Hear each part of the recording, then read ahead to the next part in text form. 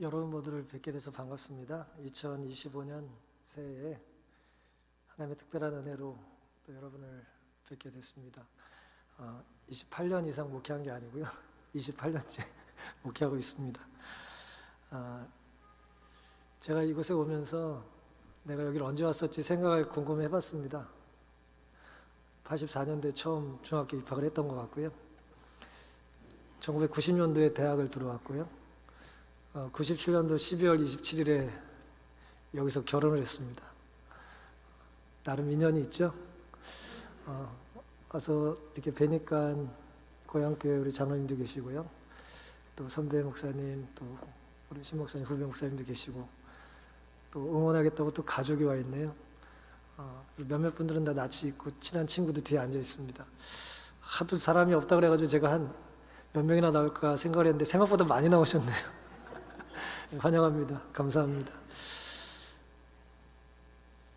지금도 그럴 거라고 믿지만 제가 1990년도에 처음 대학에 입학했을 때에는 참 좋은 선생님들이 많이 계셨어요. 인격적으로나 학문적으로 닮고 싶었지만 참새가 봉황을 따라갈 수 없었기 때문에 많이 닮지는 못한 것 같습니다. 그분들 덕에 부족하나마 지금까지 목회를 하고 있습니다. 제가 한 주간 제목으로 정한 새들은 어디서 마지막 눈을 감을까라는 제목은 파블로 네루다라고 하는 시인의 시의 내용을 차용한 것입니다. 이분은 시를 독특하게 썼는데요. 질문이 시예요. 질문이. 계속 질문을 나열하는 게 시예요. 질문의 책이라고 하는 그의 시의 내용입니다.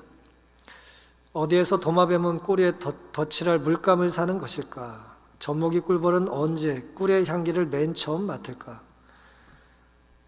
전갈은 어떻게 독을 품게 되었고 거북이는 무엇을 생각하고 있을까?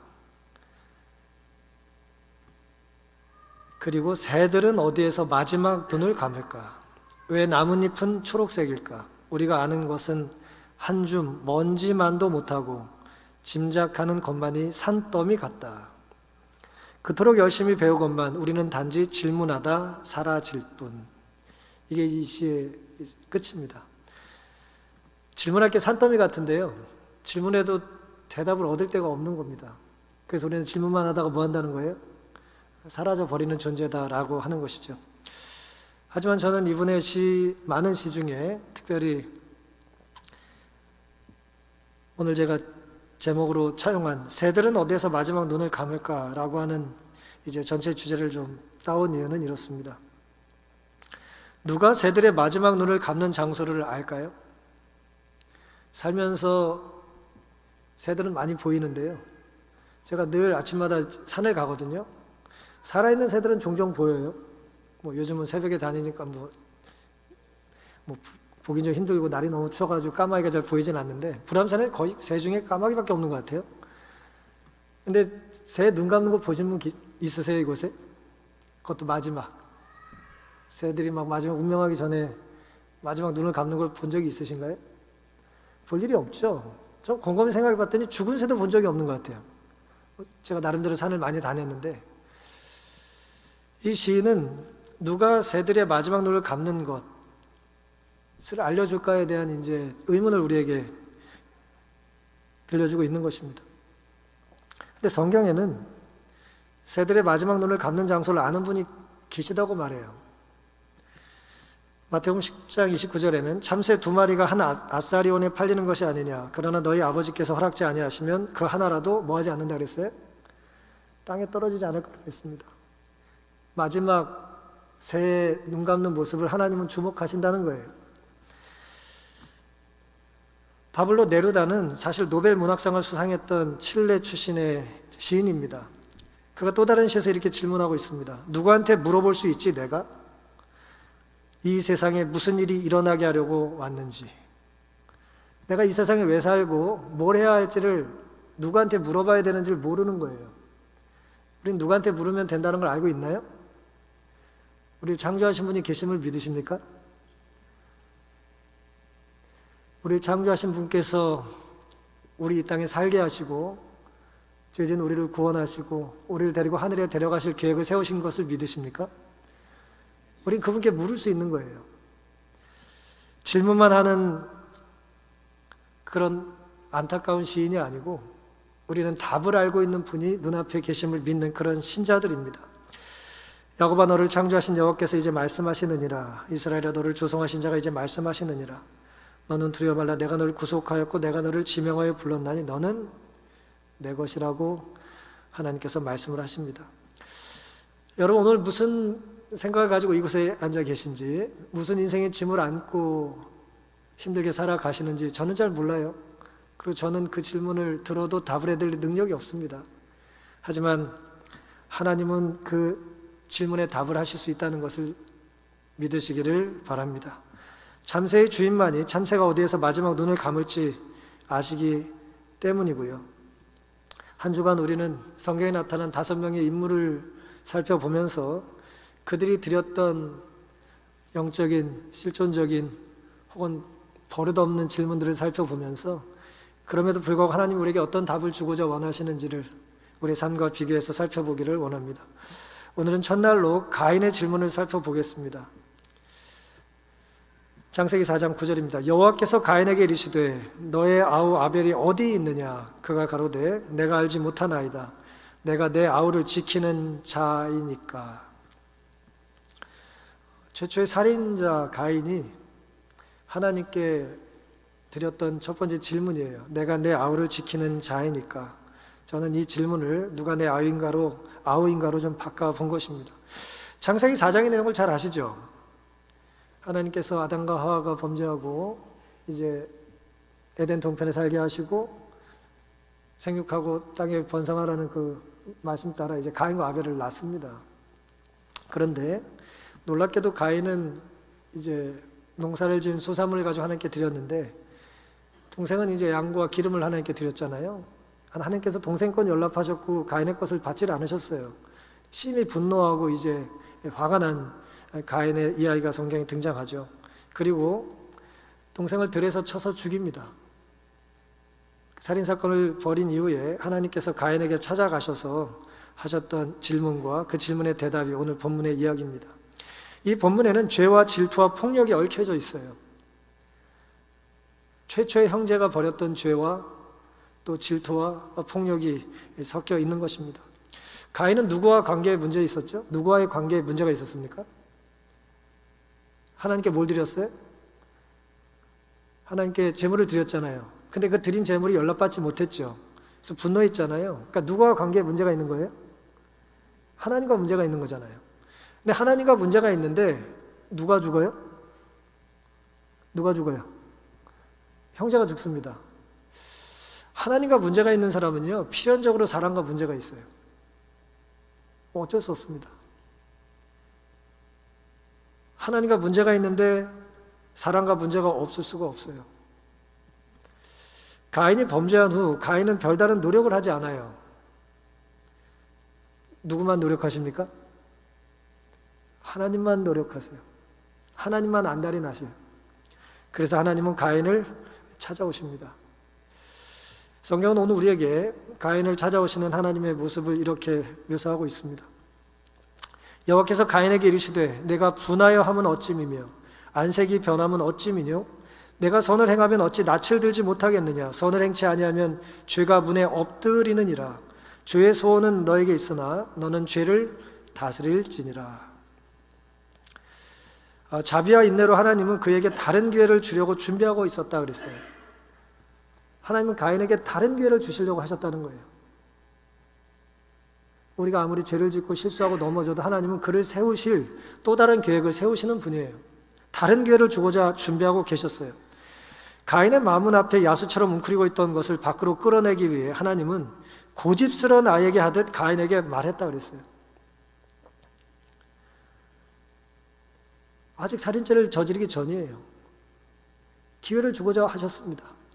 하지만 고집센 아이 키워보셨나요? 참 힘들잖아요. 그리고 저희가 어렸을 때 부모님 말 잘 듣지 않을 때 생각해 보세요. 귀에 안 들어오잖아요.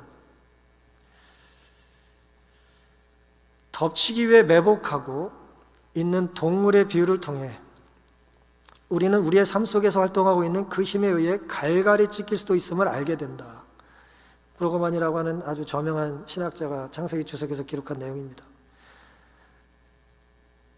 금방이라도 우리를 달려들어서 잡아먹으려는 굶주린 사자의 그림을 가지고 이걸 묘사하고 있는 거예요. 굶주린 사자처럼. 죄라는 게 그런 거라는 거예요. 우리 틈만 나면 뭐 하는 거예요? 잡아먹는 것입니다. 얼마나 순발력이 있고 힘이 좋은지 모르겠어요. 기회를 놓치지 않아요. 가인을 덮치기 위해서 이제 기다리고 있는 거죠. 죄가 의인화된 것처럼 묘사가 된 겁니다. 죄의 소원은 정상적인 욕구가 아니에요. 우리가 다 죄의 욕구가 있지 않습니까? 죄의 소원이 있지 않나요? 우리가 다 죄의 소원이 있어요. 예배를 드리면서도 그런 생각을 해요. 빨리 끝났으면 좋겠다. 저는 일주일 빨리 가면 좋겠다. 내가 왜 괜히 온다 그랬냐? 그런 생각을 하는 거예요. 정상적인 욕구가 아니에요. 왜곡된 것이고 변형되고 변질된 욕망입니다.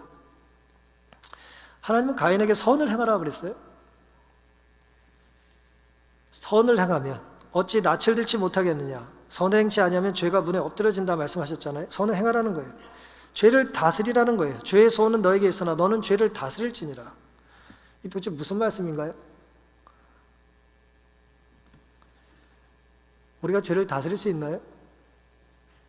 모르겠어요. 또 신학적으로 어떤 분들은 죄를 극복하고 다스릴다고 믿는 분도 계시고, 우리는 절대 안 된다고 하시는 분도 계시니까 그건 제가 지금 여기서 말씀드릴 이제 실력도 주제도 아니라고 저는 생각을 합니다. 브로그만은 그의 창세기 주석에서 이렇게 말을 했어요. 선을 행하라, 죄를 다스리라라고 하는 이 말씀은 초청인가 명령인가 도전인가 약속인가 그렇게 이제 이야기를 하고 있습니다. 우리 그리스도인들은 이 소설책을 잘 안 보잖아요. 재림교인들은. 에덴은 동쪽이라고 하는 그런 책이 있는데 거기 보면 이제 책 한 권의 내용이 죄를 다스리라라고 하는 이 이야기를 가지고 이제 이 존 스타인백이 이제 그 책을 쓴 겁니다. 죄를 다스리라는 게 도대체 뭐냐라는 거예요. 다스리게 해주겠다는 거냐? 다스릴 수 있다는 거냐? 라고 하는 그 두 가지 해석을 가지고 계속 고민하면서 이제 작가가 에덴의 동편에 에덴에서 쫓겨난 가인과 아벨의 이야기를 이제 작품으로 만든 것입니다. 선을 행하고 죄를 다스리라는 것, 이걸 초청으로 혹은 명령으로 도전으로 약속으로 우리 어떻게 이해할 수 있을까요? 왜 가인은 분노했습니까? 그게 문제가 뭐예요? 어디서 뺨 맞고 어디 가가지고 군풀이하는 거예요 지금? 하나님이 받아주지 않았는데 왜 동생을 죽입니까? 화이트는 이렇게 기록을 하셨습니다. 가인은 자기 의존의 길을 택하였다. 그는 자기의 공로를 가지고 나오려고 하였다. 그는 양을 가져와서 그 피와 함께 제물을 드리려 하지 않고 자기의 소산, 자기의 노력의 생산물을 드리고자 하였다. 그는 부분적인 순종만을 드렸다. 가장 요긴한 부분, 즉 구속주의 필요성에 대한 인정을 빼어버렸다 그랬습니다. 드리긴 했어요. 예배를 드리긴 했고 헌금을 드리긴 했어요. 아나니아와 삽비라 얘기해요. 드리기는 했어요. 봉사를 하긴 했어요. 약속을 지키긴 했어요. 그런데 부분적으로 했다는 거예요. 열심히 살았는데 반밖에 못한 게 아니라 할 마음이 없었다는 거예요. 하나님께 내 죄를 회개하고 용서받기 위해서 드리는 게 예배고 제물인데 가인은 내가 얼마나 잘난 사람인지를 보여주려고 예배를 드린 거예요. 이 정도 내가 농사를 지었는데 이것 안 받으시겠습니까? 이 정도 찬양하는데 안 받으시겠습니까? 라고 이제 나를 시위한 거죠. 보여준 겁니다. 이게 가인의 문제였습니다. 가인을 찾아가신 하나님의 이런 간절한 호소를 외면하고 가인은 동생을 죽입니다. 동생을 살해해요. 4장 8절입니다. 창세기. 가인이 그 아우 아벨에게 고하니라. 그 후 그들이 들에 있을 때 가인이 그 아우 아벨을 쳐 죽이니라. 가인은 아벨을 왜 죽였을까요? 여러분 살다 보면 누구 그냥 죽이고 싶을 정도는 아니더라도 보기 싫을 때 있잖아요. 그렇죠? 그러니까 왜 그래요 도대체? 왜 그렇죠? 요한일서에 요한은 이렇게 기록하셨습니다. 3장 12절 가인같이 하지 말라. 저는 악한 자에게 속하여 그 아우를 죽였으니 어찐 연고로 죽였느냐. 자기 행위는 악하고 그 아우의 행위는 뭐예요? 의롭기 때문이라는 거예요. 나와 다르기 때문이라는 거예요. 나와 다른 사람은 뭐 하고 싶어요? 미운 거예요. 같이 있기가 싫은 거예요. 수준이 떨어지잖아요. 챙겨줘야 되잖아. 또 싫은 거예요. 잘나서도 싫고 나보다 못난 것도 싫어요. 또 그럼 똑같으면 좋아하냐? 그렇지도 않아요. 비슷해도 싫어요. 인간의 죄된 모습은 그렇습니다. 악한 자에게 속한 사람들의 특징은 다 그래요. 자기의 행위는 악하고 그 아우의 행위는 의로움이라. 화이슨 부조와 선지자에서 이 상황을 이렇게 기록하셨습니다. 악한 자의 정신으로 충동을 받은 가인은 사단에게 충동을 받은 거죠. 그가 아벨을 지배할 수 없다는 것을 보았을 때 크게 노하여 아우를 살해했다 그랬어요. 우린 누굴 죽인다고요? 내가 컨트롤 못하는 존재를 죽이는 겁니다. 내 마음대로 따라오지 않으면 뭐예요? 어렸을 때 매를 들잖아요. 매를. 그렇죠? 내 말 들으라고 매들잖아요. 근데 이게 점점 커지면 말이에요. 협박이 통하지 않는 거예요. 죽이는 것입니다. 권력욕은 무서운 거예요. 왜 사람들은 그렇게 이 권력에 집착할까?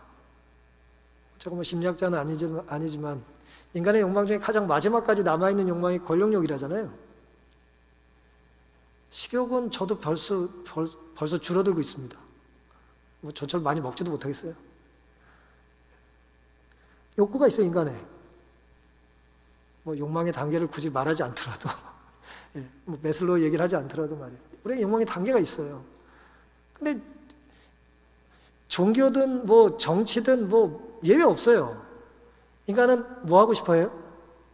내가 가장 높은 데에 올라가고 싶은 거예요. 권력욕을 갖고 있습니다. 그 이유가 뭐라고요? 부리고 싶은 거예요, 사람을. 내 마음대로. 눈짓으로. 손가락 하나로. 고개 하나로. 오라, 가라, 일어나라, 앉아라. 그런 걸 하고 싶은 겁니다. 권력욕이에요. 근데 좀 우습지 않습니까? 지금 아담 하와 빼면 몇 사람 살고 있어요? 지금 몇 명 살아요? 어쨌든 성경에 가인과 아벨 둘밖에 없잖아요. 둘 중에 1등 하고 싶은 거예요, 지금. 기어코 내가 1등을 해야 되는 거예요. 죄는 이렇듯 나와 다르면 죽어라고 하는 거예요. 죽으라는 거예요. 넌 나와 다르니까 죽으라는 거예요. 내 말 안 들으니까 나가라는 거예요. 꼴 보기 싫으니 사라지라는 것입니다. 무너뜨리고 깨뜨리고 부숴버려야 직성이 풀려요. 성이 다르고 연령이 다르고 경제력과 학력과 지역, 종교, 인종, 가치관, 취미, 식성 온갖 다름이 함께 살 수 없는 이유가 되는 것입니다. 같이 있기가 싫어요. 가족이라도 나와 다르면 사라져야 될까요? 어떻게 생각하세요? 세상에 동생 진짜 하나밖에 없잖아요, 지금. 근데 나와 다르니까 사라져야 됩니까? 예배드리는 형식이 다르고, 좋아하는 노래가 다르고, 또 입맛이 좀 다르고, 그럼 뭐 사라져야 되나요? 내가 지배할 수 없으면 제거해야 할까요? 죽이겠다고 협박하는 통치자는 사탄 아닙니까? 가인은 사탄의 지배를 받았던 그런 사람인 거예요. 내가 세상에서 제일 잘나야 하는 사탄의 정신을 품었던 것입니다. 내가 항상 가장 높은 곳에 있어야 되기 때문에 무슨 백설공주에 나오는 무슨 마녀도 아니고 말이에요. 도대체 내가 제일 잘나지 않으면 살 수가 없는 것입니다. 타자를 부정하는 거죠. 공동체의 개념은 있을 수가 없어요. 다 단절밖에 없습니다. 안타깝고 두려운 이야기입니다. 2명인데 반드시 1등을 해야 된다는 생각, 참 무섭지 않습니까? 그래서 하나님은 다시 한번 가인에게 질문을 하시고 질문으로 대화를 시도하십니다. 4장 9절입니다. 여호와께서 가인에게 이르시되 내 아우 아벨이 어디 있느냐? 그가 가로되 내가 알지 못하나이다. 내가 내 아우를 지키는 자이니까. 가라사대 내가 무엇을 하였느냐 내 아우의 핏소리가 땅에서부터 내게 호소하느니라. 하나님은 지금도 너의 아우 아벨이 어디 있느냐고 우리에게 질문하지 않으실까요? 우리 소그룹도 하실 거고 안교 일도 하실 거고 여러 부서 일들을 하시고 현역으로 계시는 분이나 은퇴하신 분이나 우리가 속해 있는 공동체들이 많이 있잖아요. 누군가를 챙기면 내가 폼이 날 때가 있어요. 괜찮은 사람이죠, 그 사람은. 너 그 사람이랑 친하니까 네가 좀 연락 좀 해봐. 그럼 으쓱할 때가 있습니다. 그 사람이랑 같이 가까우면 내가 폼이 나기 때문에 그런 겁니다. 근데 아무도 좋아하지 않는 사람 꼭 나보고 챙기라고 그래요. 옛날에 조금 친했었다고. 같은 동네 산다고. 싫은 겁니다.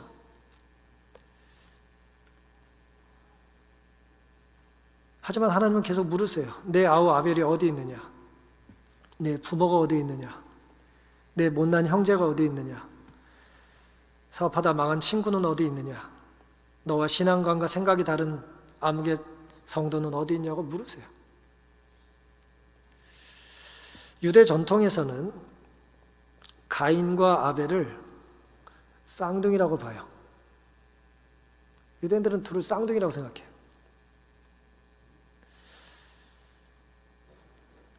마치 가인의 이야기는 이런 거예요. 내가 언제 동생 쌍둥이 놔달라고 그랬어요? 그런 거예요.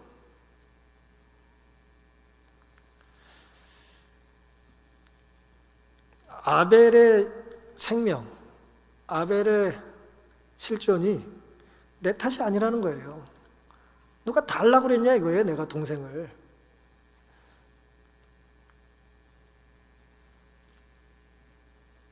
시편 133편입니다. 형제가 연합하여 동거하며 어찌 그리 선하고 아름다운고 머리에 있는 보배로운 기름이 수염 곧 아론의 수염에 흘러서 그 옷깃까지 내린 것 같고 헐몬의 이슬이 시온의 산들에 내린 것 같도다. 거기서 여호와께서 복을 명하셨나니 곧 영생이로다.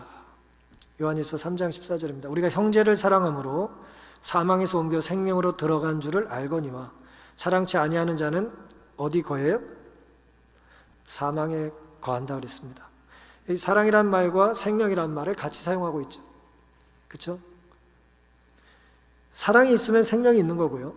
사랑이 없는 것은 사망은 당연히 사랑이 없는 거죠. 사랑과 생명을 같이 사용하고 있는 것입니다. 아까 시편의 이야기도 마찬가지예요. 형제가 연합하고 동거하면 선하고 아름다운 거예요. 그 성령의 기름이 이렇게 흘러가지고 말이에요. 옷깃까지 다 흐르는 것입니다. 그곳에서 하나님께서 복을 주셨는데 그게 뭐라고요? 영생이라는 거예요. 그러니까 영원히 사는 게 복이 되려면 함께 있는 사람과 사이가 어때야 돼요? 함께 있는 사람과 사이가 어때야 돼요? 사이가 안 좋아도 그냥 성도의 인내는 여기 있으니까 참아요? 예? 하늘 가면 제 생각에 인내는 별로 필요 없는 덕성일지 모르겠어요. 같이 있는 게 문제가 없어야 될 거 아니에요. 좋아야 될 거 아니에요. 아인슈타인의 상대성의 이야기처럼 연인의 시간은 시간 가는 줄 모르잖아요. 같이 있는 시간이 하루인데 말이에요. 24시간이 너무 짧게 느껴져야 되는 거 아닙니까? 근데 1분 같이 있었는데 막 10년 같이 있는 것 같으면 어떻게 살아요? 영혼이라는 건 사랑이라고 하는 속성으로 이해하지 않으면 불가능한 거예요. 견딜 수가 없어요. 어떻게 살아요, 영혼을? 미워하는 사람이랑. 죄가 해결이 되지 않는데 어떻게 살겠어요? 성경은 그 얘기를 우리에게 들려주는 것입니다. 영생이란 선하고 아름다운 사랑의 고리들이 시간에 닿을 때 누리게 되는 하나님의 선물 같은 거예요. 영생이란 선물은 사랑이 시간에 닿을 때 주어지는 선물이라는 거예요. 사랑하는 사람의 시간이 중요하지 않습니까? 생명이잖아요.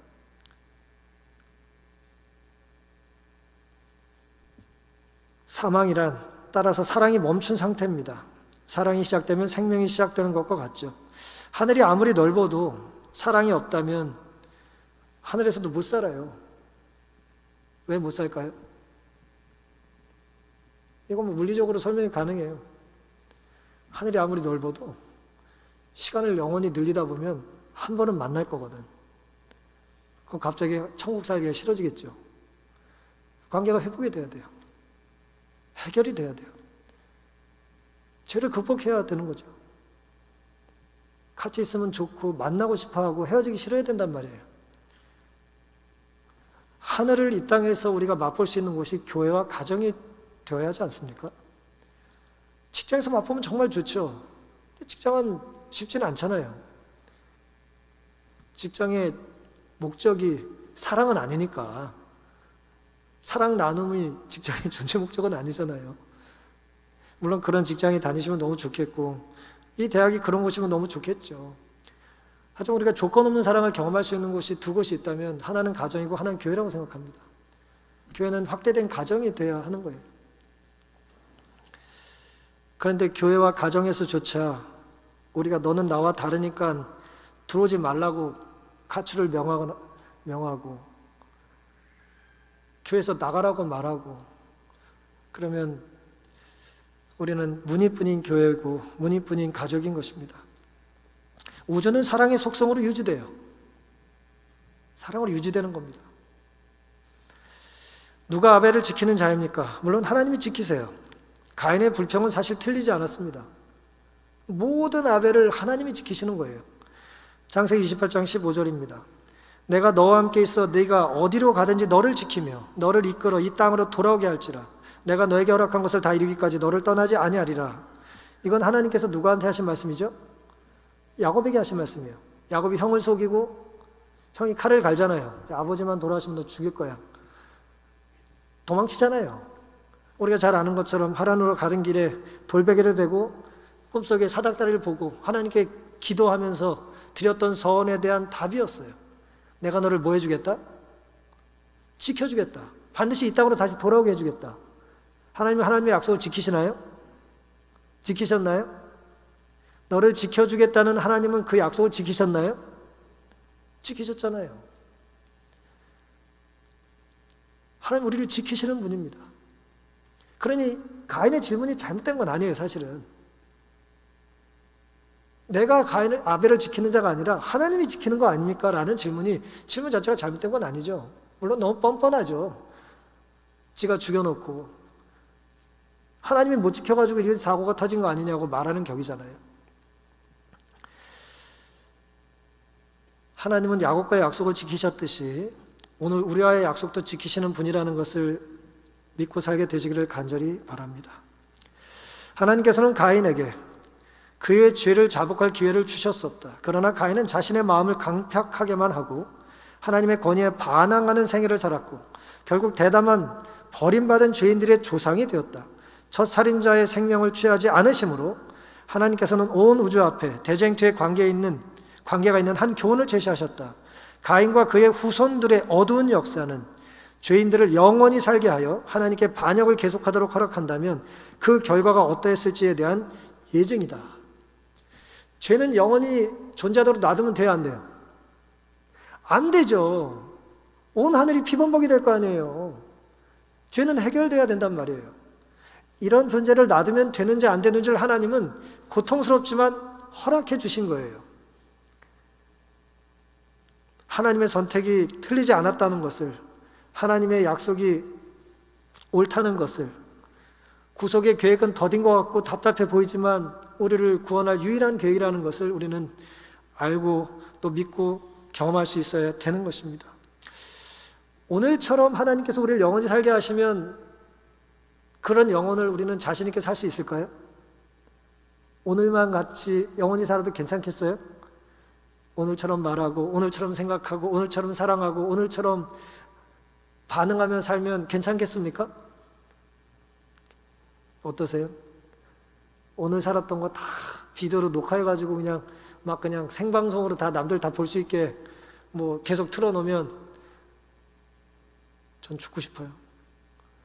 어떻게 살아요? 창피해가지고. 사랑하는 성도 여러분, 하나님께서 우리에게 오늘을 살게 하시고 너무나 뻔뻔하게 또 내일 만납시다 우리가 그렇게 이야기하잖아요. 내일이라는 시간이 우리가 뭐 확신할 수 있는 시간이 사실 아니지 않습니까? 근데 우리는 그걸 계획하고 당연히 하나님이 주실 거라고 생각을 하며 살아요. 정말 하나님 우리에게 주기를 원하시는 대로 우리가 믿는다면, 그 시간을 주신다고 믿는다면 우리도 좀 하나님께서 원하신 대로 살아야 될 필요가 있지 않겠습니까? 그런 결심과 태도와 반응이 우리에게 있게 되기를 간절히 바랍니다. 조셉 텔루슈킨이라고 하는 랍비가 죽기 전에 한 번은 유대인들을 만나라라고 하는, 유대인에게 물어라라고 하는 이제 책을 편집했습니다. 본인의 글과 다른 사람의 글들을 편집한 아주 두꺼운 책인데요. 여기 보면 아주 재밌는 이야기가 하나 나옵니다. 증오와 파괴적인 결과예요. 미움이 어떤 결과를 초래하는지에 대한 이야기입니다. 중세시대 어느 유대 이야기를 이 랍비가 이제 기록해 놓은 겁니다. 증오라는 건 얼마나 자멸적인 본질적인 성질을 갖고 있는지에 대한 이야기입니다. 어느 날 천사가, 하필이면 웬 남자가 주인공입니다. 한 남자에게 찾아와서 이제 30일 뒤에 내가 또 올 테니까 그때 소원 하나 말해봐. 그럼 30일 뒤에 네가 말하는 소원은 내가 뭐든지 다 들어줄게 라고 얘기했어요. 부럽지 않으십니까? 30일만 참으면 내 소원이 이루어지는 거예요. 여러분 어떤 소원을 말씀하고 싶으세요? 30일 뒤면 소원을 이루어준대요. 뭐든지 다. 근데 조건이 하나 있어요. 당신의 소원이 어떤 것이든 들어주겠지만 당신 이웃 사람은 정확히 그 소원의 2배를 누리게 될 것이라고 얘기해요. 너에게 네가 원하는 것의 2배를 옆 사람에게 주겠다는 거예요. 문제는 이 남자는 그 이웃과 사이가 아주 좋지 않았어요. 이웃을 증오했습니다. 소원을 들어주는 건 좋은데 내 소원을 들어준 것의 2배를 들어준다니까 기분이 어때요?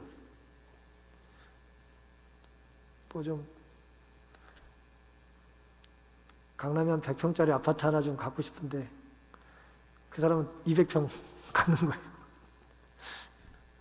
거예요. 내가 지금 하버드대에서 박사학위를 하나 따고 싶은데 그 사람은 2개를 딴다니까요. 아주 기분이 나빴어요. 그렇게 한 달이 지났습니다. 뭘 얘기를 해야 되나. 30일 뒤에 천사가 왔습니다. 천사가 물어요. 소원이 무엇이냐? 남자는 이렇게 대답을 했답니다. 제 한쪽 눈을 빼주십시오.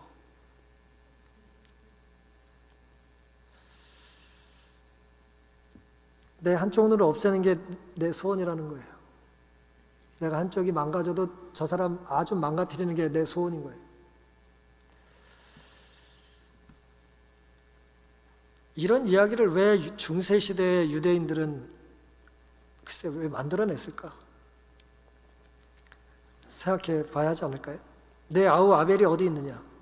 질문하신 하나님께 가인은 내가 내 아우 아벨을 지키는 자냐라며 하나님께 회개할 기회에 오히려 한 번 더 죄를 더 졌어요. 하나님 제가 죽을 죄를 졌습니다. 제가 나도 모르게 동생을 때렸는데 동생이 죽고 말았습니다. 저는 살 자격이 없습니다. 회개할 기회를 놓친 거죠. 사랑하지 않았고 용서하기 싫고 함께 있길 거절하고 나에게 다가올 틈을 주지 않았던 수많은 아벨들이 있었다고, 그리고 지금도 있다고 우리가 회개하면 얼마나 좋겠습니까? 날 괴롭히는 가인을 욕하다가 니체가 말했던 것처럼 내가 어느 순간 가인 같은 광인이 돼버린 거예요. 욕하던 사람을 닮아가는 거예요. 죄와 질투, 분노를 하나님 앞에 내려놓고 하나님으로부터 올 한 해 여러분의 문제에 답을 얻게 되시기를 간절히 바랍니다. 죄를 계획하지 마십시다. 혹 우발적으로 죄를 짓더라도 멈출 힘을 달라고 기도하며 사십시다.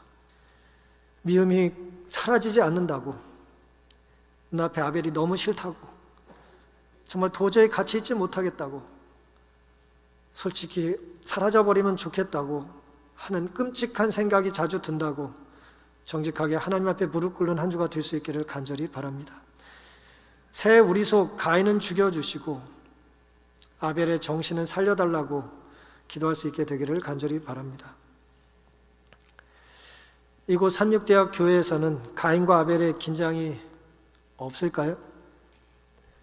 여기는 다 젠틀맨만 있고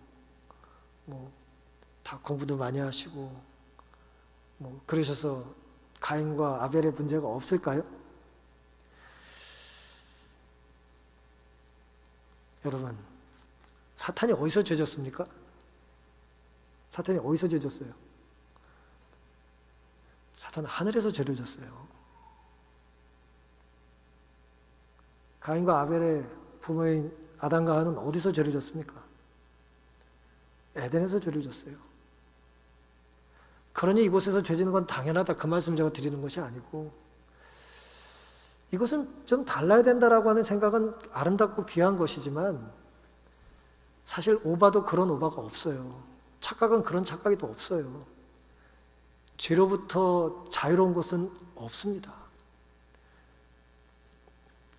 그러니 우리가 더 치열하게 하나님께 매어 달리고 또 기도를 드려야 되는 것이죠. 누구도 질투해서 자유롭지 않아요. 누구도 질투해서 자유롭지 않습니다. 시정잡배들은 누가 더 술을 잘 마시냐라고 싸우겠죠. 우리는 다른 걸로 질투하고 경쟁하는 것입니다. 내가 포도주를 얼마나 오랫동안 먹었는지 아냐고. 또 다른 것을 가지고 우리는 경쟁을 하는 거예요.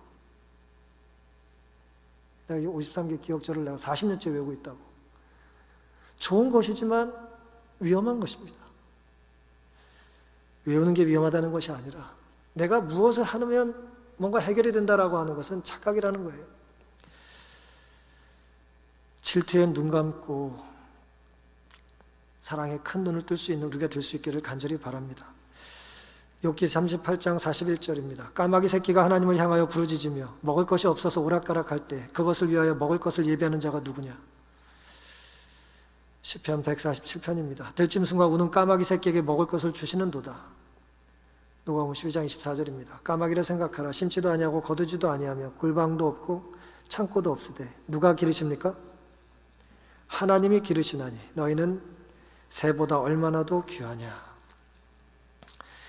사랑하는 삼육대학교의 성도 여러분, 파블로 네루다가 새들은 어디에서 마지막 숨을 감을까, 마지막 눈을 감을까라고 이제 질문을 했는데 하나님은 그 질문에 답을 아셔요. 하나님이 그 질문에 답이 되십니다.